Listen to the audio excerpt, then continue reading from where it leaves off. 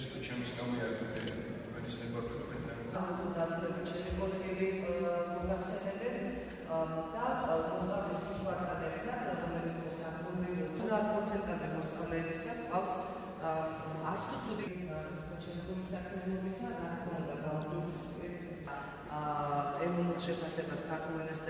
ტესტი ჩატარდა ქართულ ენასა და ლიტერატურაში მე-9 კლასში.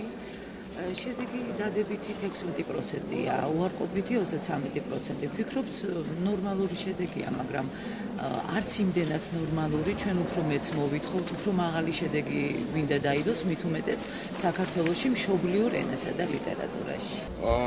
მოგეხსენებათ ჩატარდა კვლევა თუ რა დონე გვაქვს ქართულ ენასა და ლიტერატურაში. მე მინდა განვაცხადო, რომ საქართველოს ისტორიის მანძილზე მრავალი ქარტეხილის და მიუხედავად ქართული ენა დღემდე შენარჩუნებულია და ცოდნა პროგრესს განიცდის და სანამ იარსებებს უკანასკნელი ქართველი ცისქვეშეთში, ქართული ენა იარსებებს მთელი თავისი ბრწყინვალებით.